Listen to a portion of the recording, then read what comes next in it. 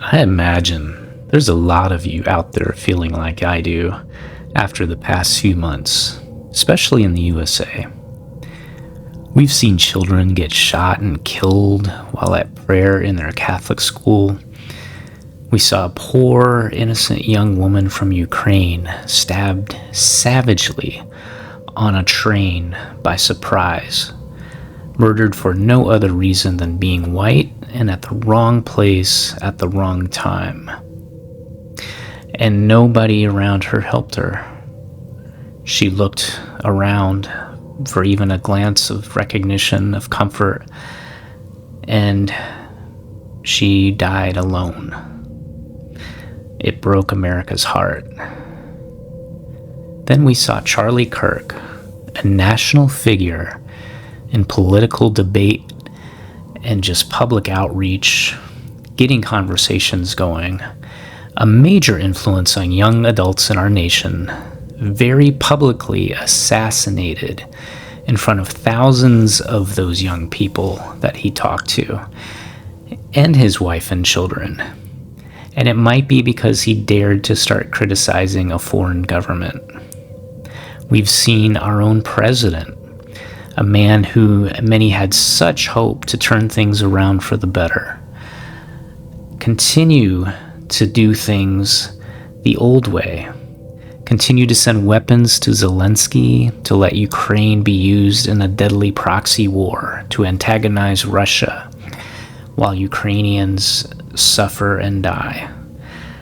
We've seen TikTok, not my favorite app, but very popular nonetheless, and a place where free speech actually existed, forced to sell to a group from a certain little country that were angry that TikTok was being used to document the crimes of a foreign military. No, it was not about China having access to our data. There's probably 1,000 data brokers that have full profiles on you and all your data, and it would not be very hard for people from China to buy that and, provide that to their government. Pretty much any country in the world, if they really want your data, they can get your data. So, no, that's not what the sale of TikTok was about. And despite all the assurances and the hosting it, in neutral countries and whatnot, and the data never going to China, that's not what that sale was about. That sale was about what has happened now, which is many, many voices have been censored there. Many videos have been taken down, and the site is not the same. So, we've also seen Trump bury the Epstein files and gaslight us about it, bomb Iran and risk World War III. All of this stuff that Trump has done with foreign policy that make no sense to most of us. All of this for the sake of that same foreign government that he's so fond of, that Charlie Kirk dared to criticize. And that's not to say that the Israelis have done anything wrong. Many of them disagree with their government. Many of them have been protesting. Many of them think that it's barbaric what they have done. There's many good people over there. But we've seen Trump and we've seen members of Congress with blind loyalty to not a nation, but to its government that has been committing acts that are not Christian, that are not American.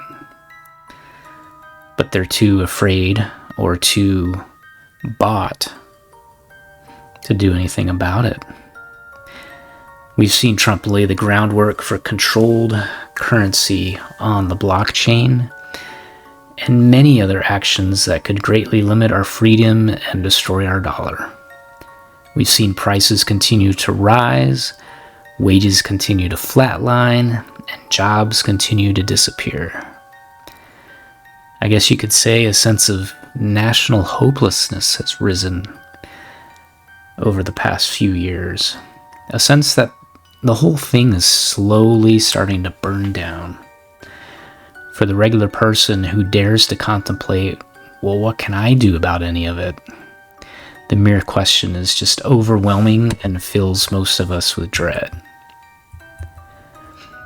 Most of us are so busy in our personal lives, we're just trying to get by, just trying to pay the bills, trying to stay healthy, trying to take care of our families, and most of us don't know what to do.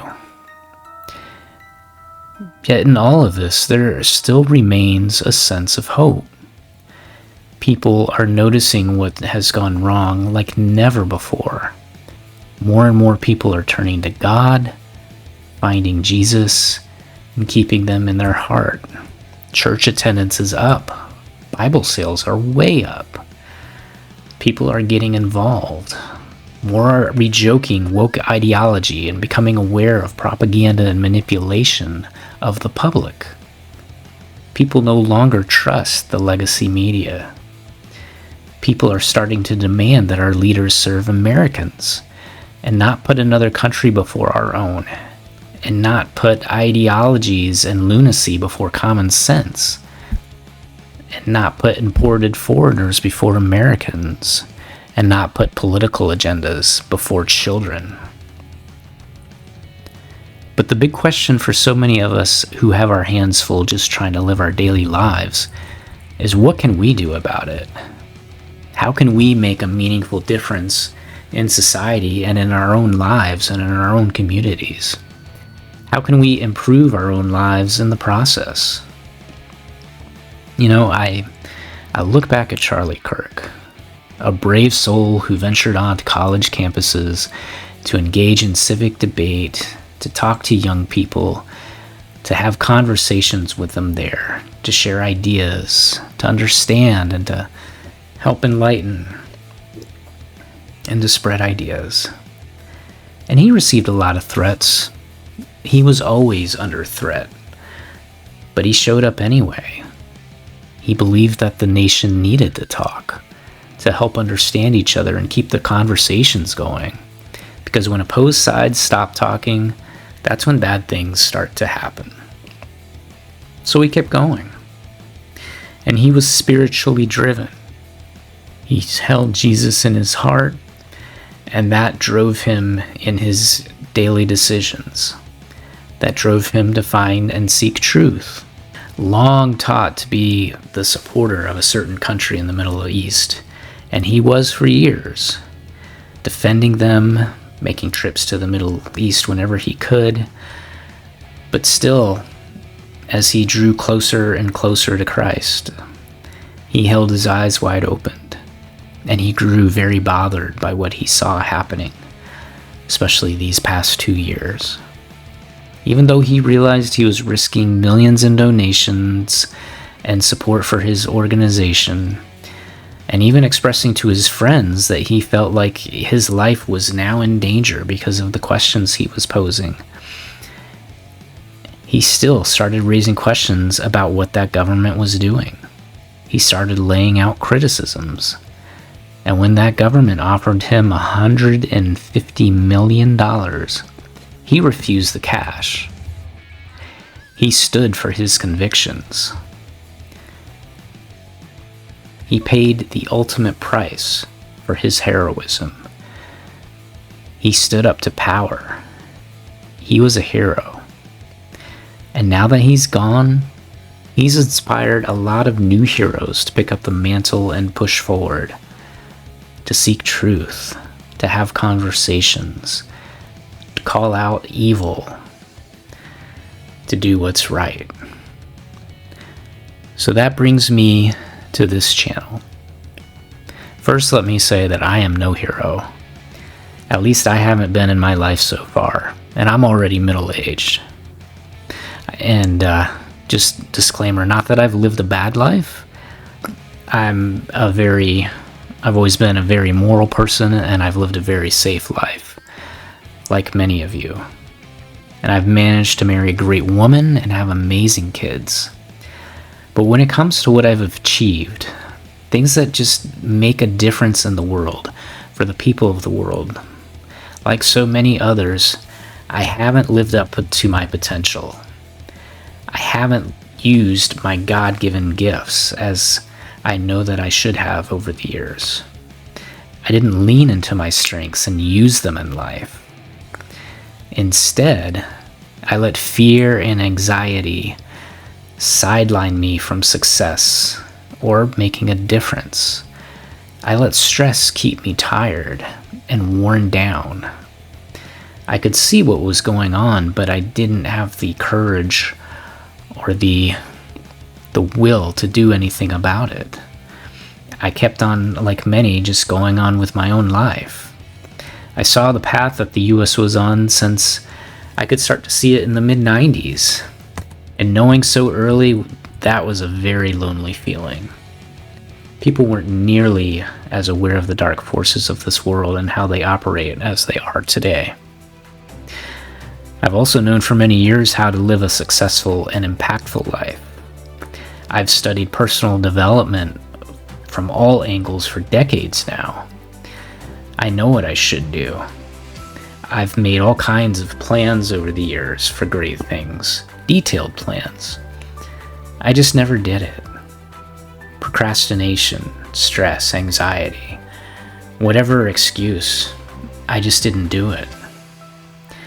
And like some of you, I just can't live a diminished life without greater meaning any longer. So this channel is stepping outside the comfort zone and finding the hero within.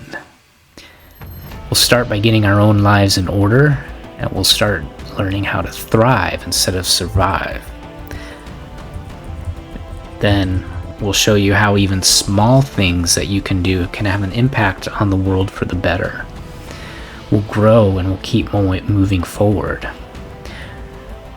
We'll fight forces of evil. And the greatest battlefield, we'll conquer ourselves. So if you want to join the journey and take your own hero's journey, consider liking and subscribing. And stay tuned, because this is just the beginning. Let's go.